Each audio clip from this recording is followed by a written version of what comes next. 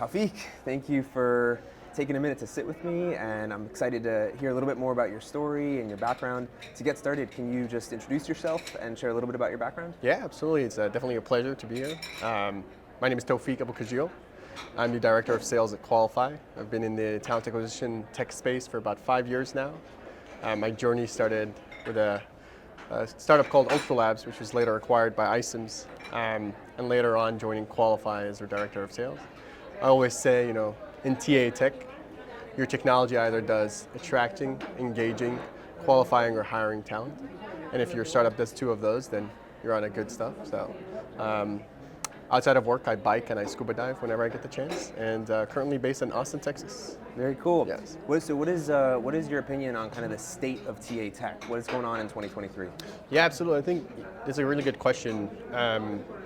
From what I'm hearing, at least from TA Week, there are three really major topics: are employee advocacy, humanizing your brand, and then the third one is how to use AI to really make your team efficient. So we're all hearing these buzzwords about ChatGPT, and most of the sessions are around, okay, how do we use that to assist our teams and to make them very efficient, and let the AI focus on the repetitive work and let the humans focus on the human work. So those are the three kind of main topics I've been hearing around this week.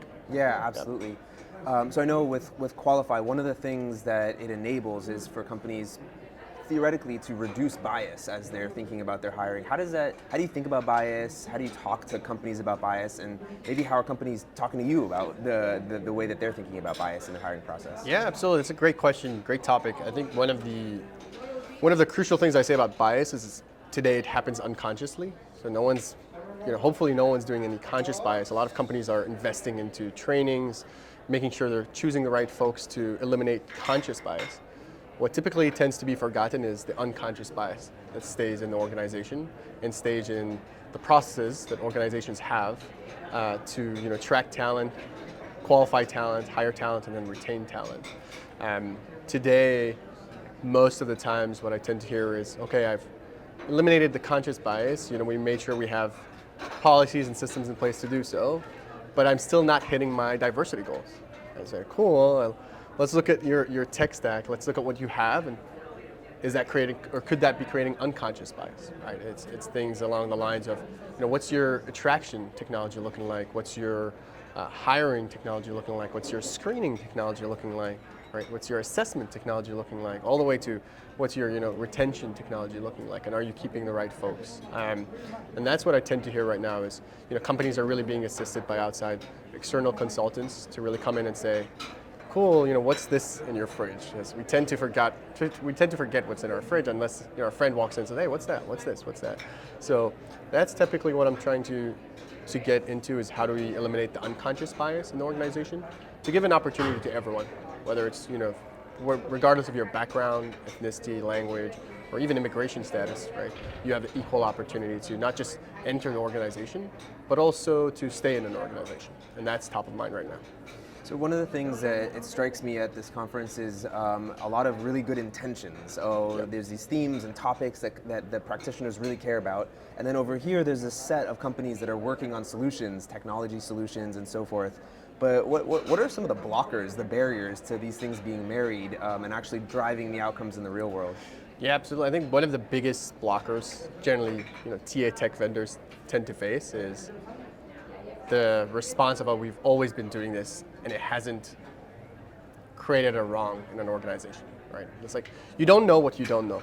So it's an opportunity for kind of generally leaders to come in and say, hey, we want to try something new and see if it actually changes what the results we see as an organization. It's kind of this methodology of, if it works, why are you fixing it? But is it actually working, right? And similar to Wednesday, most of what you do is today, hey, we're attracting talent using your employees' own stories. You can hear something along the lines of, oh, but we are attracting talent. Well, are you? Right? Are you attracting the right talent? Right? Are you attracting talent that's staying? Could you be attracting different talent? I think the biggest challenge for generally this coming together between vendors and leaders is leaders who've been in this space and have been doing things that have probably worked 10, 15 years ago, or even 5 years ago, but do not work today, right? And seeing it from a different lens as a vendor is really crucial. And saying, hey, look, we're moving really fast as a you know as a and not just in TA tech, but in tech in general. The world is moving really fast. You know, remote work 2 years ago was unique. Now it's everyone's doing it, right? So this is what we're seeing, and this is what you're missing out on. So this is what we want to do together. And I think trying to overcome that idea of, hey, what worked before works now, is really could hopefully solve for that blocker for vendors and leaders in the space to work together. It feels right now to me like there's an inflection point in TA Tech where there's more solutions trying to address more problems than I've seen in a very long time, and I've been working in HR Tech for a decade. What do you think that the next kind of phase holds? The next 1 or 3 or 5 years? How are companies going to be thinking about the implementation of these tools? What are the tools that are going to be top of mind, and so on? That's a really good question. And it's a $1 million question. You know, folks know what what tends to be the solution for all the future? What's the future? I think generally, you know, if I want to maybe make a guess, right, from what I'm seeing, really a calculated guess, I'd say it's this: the future is going to become what we call, you know, I love your mantra of people join people. One of the things that companies really should start working on, and most hopefully are, is using your employees as the face of your brand. People don't want to join, you know, companies anymore. They want to join people, all right?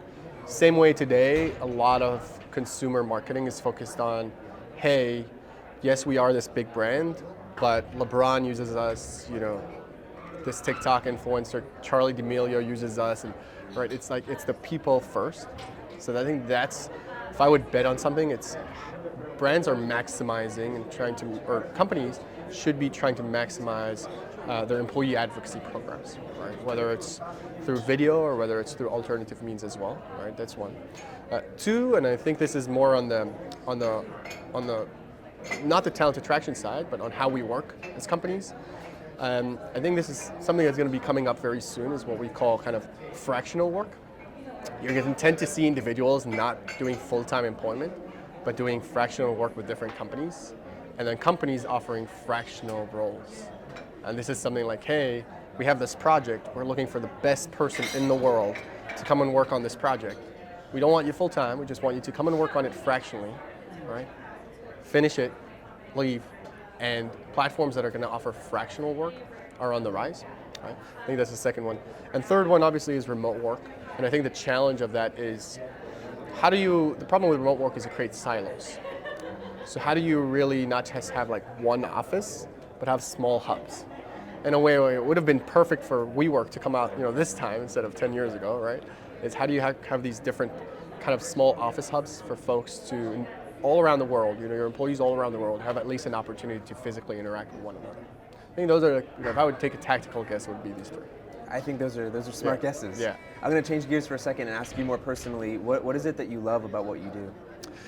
Honestly, what I really, really love about what I do generally at Qualify, or whether it's, you know, previously at iSIMS or even Ultra Labs, is really giving an opportunity for folks to join a company that they would have not been given that opportunity if it wasn't for technology. That's one, right? So whether it's on the Qualify side, helping folks maybe potentially get, you know, qualified or screened that previously they wouldn't have because of timing or because of what says on paper, right? And then the other part is giving individuals a voice, right? So, you know, Wednesday, what you're doing is saying, hey, everyone at this organization deserves a voice, and we're going to give them. So what excites me is we're really giving an opportunity, right? Like my North Star generally in life is, how do we give opportunity to people who never have it, right? How do we give opportunity to people who previously didn't have it, but now we enable it through technology? And that really what excites me, seeing someone really coming from a really diverse background, making it into a company, being really successful, and, you know, eventually leading a company. Today you see, I think, 15 of the top CEOs in tech are actually from Indian origin, right? And, you know, you all the way from Google to bigger companies. So that excites me, is this diversity, and how do we enable technology to really help with this diversity? And personally, how do I, you know, what's my role in helping with that? I love that. Last question for you. Well, let's imagine at some point there's a high school student or a college student, and they're sitting here, they're watching us in this interview, and they are excited about what you do. They love the idea of leading sales at a fast growth tech startup.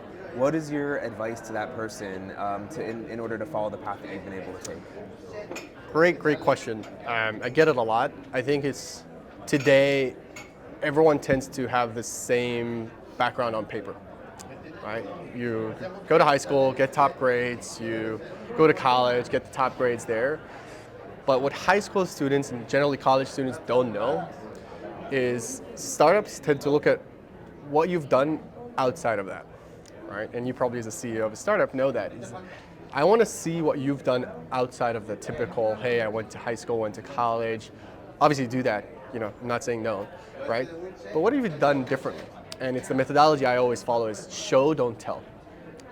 Even if it's something you did and you failed at, do that.